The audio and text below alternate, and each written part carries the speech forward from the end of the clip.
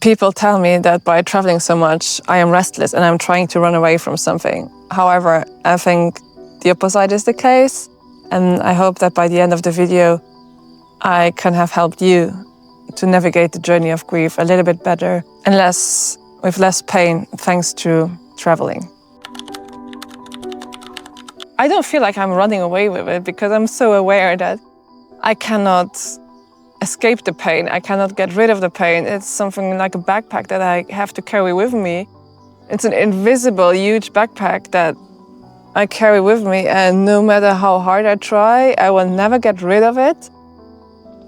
So I'm aware, and nevertheless, I get all of these good-willing tips, I guess. They all have good intentions. However, it makes me think, am I really running away from something? After seeing Saif's passing coming so quickly and so brutally unexpected, it is in my bones, in my veins, that this life is so short. And my definition of enjoying this life to the fullest is travel, because traveling makes me see beyond grief and that there is still something that's worth living.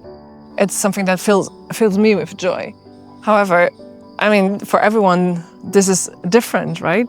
Everyone can decide what it is that makes you feel alive. For me, it is travel. But besides this complete personal note of travel being like a healing or a way of somehow coping with all of this pain that we have, I believe that travel can be a cure, no matter if you're a travel geek like I am, or if you're more of a homebody. Because traveling, a change of scenery, gives you new thoughts. I never get as many new thoughts and perspectives and souvenirs of Saif as when I travel. I believe it is because the new environment that we put ourselves in trigger new memories. They make us more aware, they make us more awake, we pay more attention, we are more sharp in our perception. And in that way, our brain is more active. We reflect more, we think more, we are more open for new things. And in that sense, I see, for example, a Turkish delight, and it would remember me so much as of when Saif and I were sitting in a beautiful restaurant in Dubai, having Turkish food and Turkish delight afterwards. And just living that moment once more again, for me that's bliss. It's like, oh, what a beautiful memory. But I don't believe it would have come if I would have been sitting at home. And I'm wondering if that's happening to other people as well. If you believe in signs that your beloved ones, once they have passed, that they communicate with you. And for me, there's no doubt that Saif occasionally communicates through different signs. And it's crazy when I look at the moments in time. And I see it as a way of encouraging me that I'm on the right path. And second, when I go and shoot content, I go completely out of my comfort zone.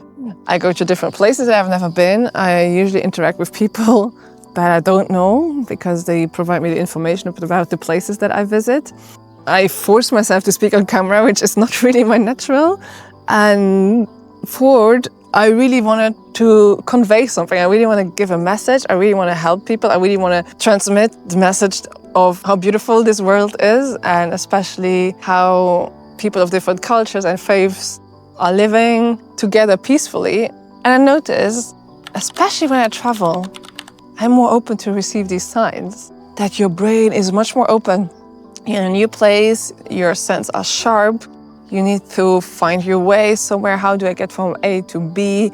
Oh, this is new food, and where can I eat? And you're just looking everywhere and you're absorbing things much more. You're much more aware. For me, it feels when I'm traveling that I'm in a kind of a raw state, like of open flesh and completely exposed, and much more receptive for signs, but also the beauty of the world. I find myself so often now standing in front of roses or of beautiful trees or bees, and I just observe them. They reach deeper in myself. And when I'm staying home, that doesn't happen. It doesn't happen because I believe that we are so used to our comfort zone. The signs don't come through filters anymore. We know already what we know. There's no need for our senses to be sharpened. There's no need that we have a double look or that we are curious about food or curious on how to get from A to B. And that's just the opposite state of how we are when we travel. Also, when I travel, I believe I'm kind of a different person. I know that I'm just a guest and that I know nothing about the place that I visit. Hence, it forces me to interact with people, ask questions, be curious, and admit that I don't know anything. And what I've been recently observing is the kindness of people to travelers. Made my heart so full, and honestly, it was like a balm on my soul. To witness this kindness, I didn't feel so alone anymore. I didn't feel the pain as intense anymore. And it just helped so much. It helped so much. And I believe that if we're in our everyday, it's something we should implement in our everyday. And I'm definitely guilty of not implementing it enough, to be just like extra kind to people, because you never know what they are carrying, and your kindness can make such a difference in someone's life. Another thing about travel is when you travel, I tend to treat myself a little bit more. I eat outwards a little bit more. I try different foods, buy myself a little gift, a little jewelry like this one that I bought in Marrakesh. In our day-to-day, we maybe forget how and to treat ourselves when we are grieving, right? We are tempted to just sit on the sofa and binge watch or binge eat unhealthy food. However, when we travel, I believe we are kinder to ourselves. We see this little side in ourselves a little bit more because we wonder, we are curious, we are just more open, and we are aware that we might never ever visit this place again. And hence, we dig into different food, we dig into maybe little gifts and souvenirs for ourselves and our beloved ones, and we do things that we would maybe not do at home. I don't treat myself, and I do it though when I travel.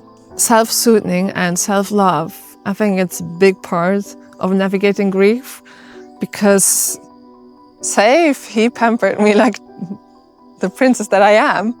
And I was his princess, the one and only princess, as he would say. Not feeling that way anymore is hard.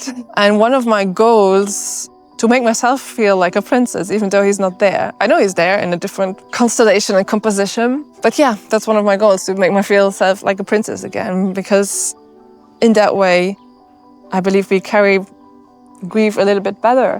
When we travel, we are tapping much more into our intuition. Means we need to rely on our gut feeling when we meet new people, when we're in new places, how we navigate a new place.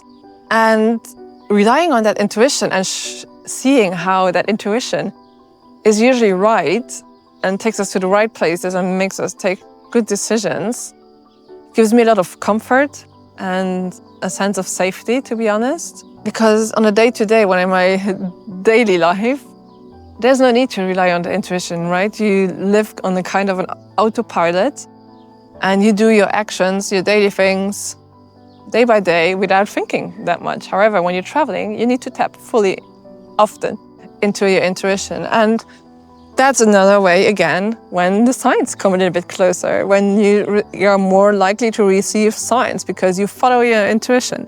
I just followed where my gut feeling would lead me, and it would lead me to fantastic experiences and finishing the day with a beautiful sign from Saif. I saw his name, his two first names, on the wall of a restaurant.